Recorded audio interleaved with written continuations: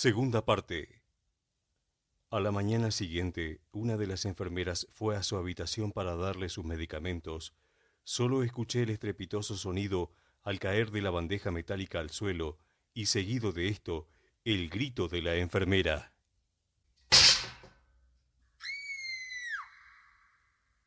Corrimos a ver qué es lo que había sucedido, pensando que la había atacado. Nada más de lejos de la realidad. Al llegar, vemos a la joven tirada en su cama totalmente ensangrentada. Ella misma se había arrancado con sus dientes la piel de sus muñecas, reventando sus venas, lo que causó que muriera desangrada, y que su cuerpo inerte yaciera en un gigantesco charco de sangre.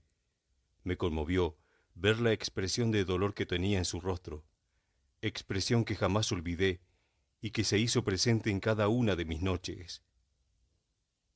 No lograba entender por qué me conmovía tanto aquella paciente, si había tratado a cientos de casos mucho más conmovedores que el de ella, pero aún así sentía que aquella mujer había marcado mi vida, y así fue. Después de unos minutos se le dio aviso a la familia de la muerte de la mujer, pero éstos no quisieron hacerse cargo. Solo tenía un par de hermanos que estaban hartos de su comportamiento, así dejaron el asunto en manos del sanatorio.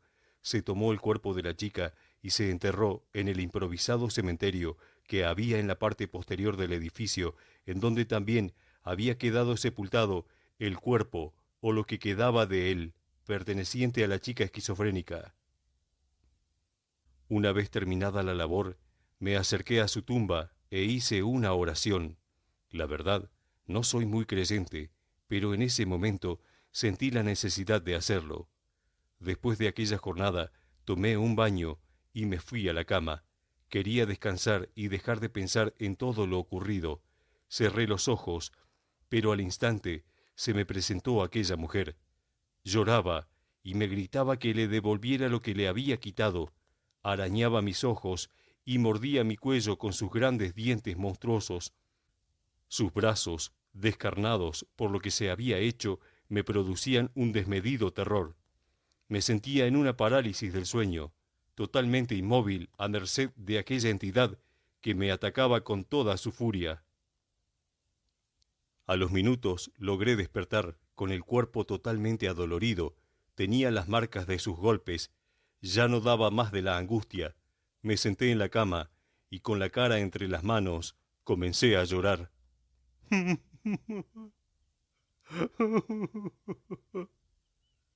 ¿Por qué me atacás? ¿Qué te hice yo para que me odies tanto? ¿Qué debo hacer para remediarlo? Grité descontroladamente, pero no obtuve respuesta. Solo quería que se acabara todo pronto, sin saber que esto solo estaba recién comenzando. Cada noche era igual a la anterior. Con los continuos ataques ya no podía dormir ni descansar. Me sentía débil y deprimida. Mi salud empeoraba cada vez más. Sin encontrar una solución a mi problema, creía que la única forma de que esta pesadilla terminara era devolviéndole lo que se le había quitado.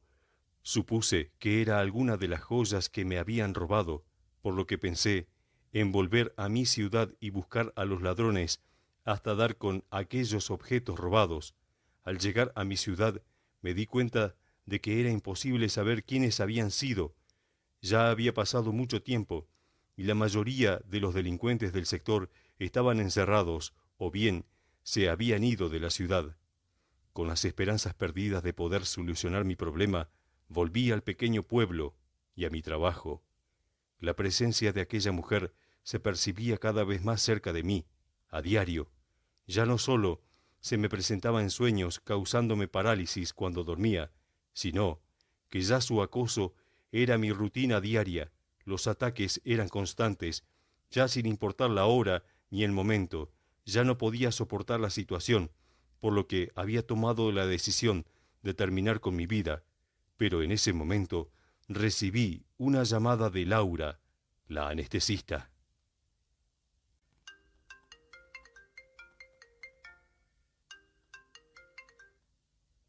Amanda, ¿te enteraste de lo que pasó? El doctor Ramos y Clara están muertos. los encontraron en sus casas. Estaban ambos sin ojos y sin lengua. Murieron de la misma forma, con una semana de diferencia. Dicen que en sus caras había una expresión de terror que helaba la sangre. No sé qué les pasó, pero creo que me queda poco tiempo también a mí. Por las noches aparece una mujer acosándome, diciéndome que le devuelva lo que le robamos. En ese momento quedé helada. Laura también estaba siendo acosada por esa entidad, al igual que yo. Era claro cuál sería nuestro fin inminente. Laura, yo también he sido acosada por esa entidad, con la diferencia de que yo estuve presente el día en que murió esa mujer y no hice nada. Cuando la vi por primera vez, la reconocí de alguna parte, pero hasta el día de hoy no me puedo acordar. Amanda, esa mujer, era una de las jovencitas a la cual le quitamos a su hijo para venderlo. Han pasado más de 15 años, por eso, tal vez, no la reconociste como la niña que llegó al hospital en labores de parto. Lo que ella quiere es que le devolvamos a su hijo. Ante tal revelación, todo me daba vueltas. Sentía que la cabeza me iba a explotar. ¿Cómo era posible devolverle a su hijo si ninguna llevaba un registro de los niños entregados? En ese momento, Laura me vuelve a hablar. Amanda, ¿seguís ahí? Estaba pensando en cómo solucionar esto si no sabemos cuál de todos los niños es su hijo. Por eso te busqué, porque no me atrevo a ir sola. Yo ya encontré al niño, pero necesito que vayas conmigo y le digamos la verdad de quién es su madre para que aquel fantasma nos deje en paz. Le dije que sí, y nos reunimos para ir al encuentro de aquel niño, pero antes había algo más que hacer.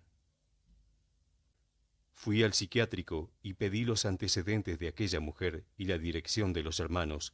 Debí averiguar bien quién era ella. Al llegar a casa de uno de los hermanos, en un principio no querían atenderme, pero luego de ver mi insistencia y desesperación, accedieron.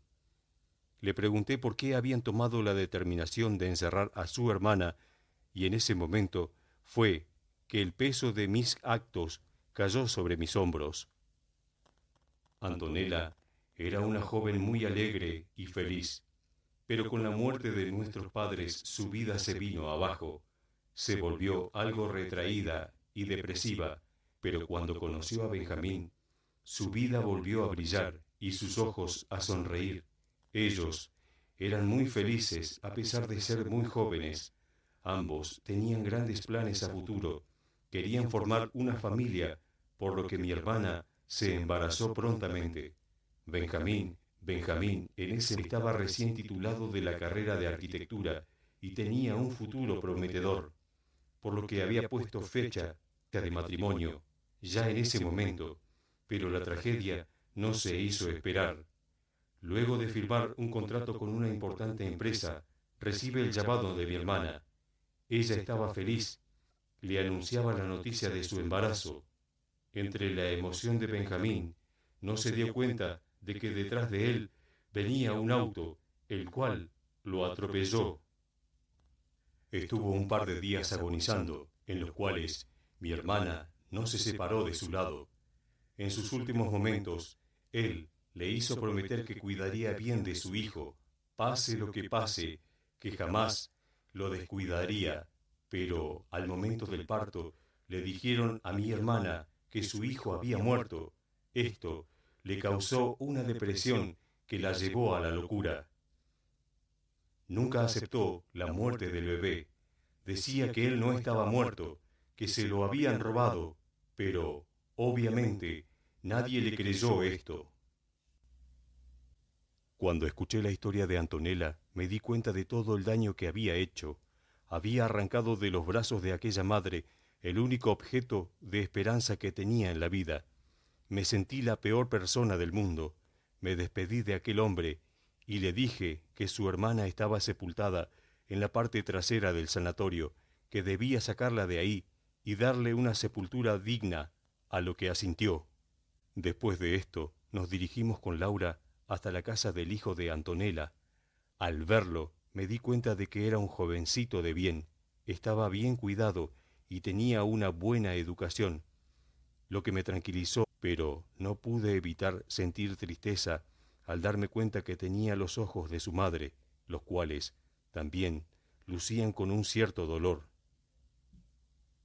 Hablamos con los padres y le expusimos el problema, a lo cual ellos accedieron a ayudarnos, puesto que ellos no le habían ocultado la verdad de su procedencia al niño. Al cabo de un par de días logramos reubicar la tumba de Antonella, la cual fue sepultada al lado de Benjamín. Llevamos a Francisco, su hijo, y se lo presentamos. En ese momento el joven pidió que lo dejáramos solo frente a la tumba de sus padres. Al cabo de unos minutos veo desde lejos cómo caen las lágrimas de Francisco por sus mejillas, y pude observar cómo una luz se acerca a secar sus lágrimas. Un par de siluetas lo abrazan en un halo de luz por unos segundos para luego desaparecer. Me acerqué a Francisco y pude notar que su mirada había cambiado. Ya no tenía ese dejo de dolor. Ahora su mirada reflejaba paz, la paz que sólo da el abrazo sincero de amor fraternal, el abrazo que él estaba descubriendo en ese momento en que recuperaba a sus padres, aunque estuvieran muertos. Ahora que ya han pasado años desde aquel episodio, entiendo que nadie, bajo ninguna circunstancia, tiene el derecho de decidir por la vida de los demás, y menos, aún, arrebatarle un hijo a su madre, pues el lazo que hay entre madre e hijo traspasa la barrera de la muerte. Cometí un error, un crimen, que aunque pagué con cárcel, no fue suficiente para dejar de sentir culpa. Ahora sigo en el sanatorio, pero no como enfermera, sino como paciente, puesto que la culpa me llevó a la locura. Ahora, solo en medio del caos de la demencia, puedo encontrar algo de paz por el gran daño que hice mientras fui la enfermera de la locura.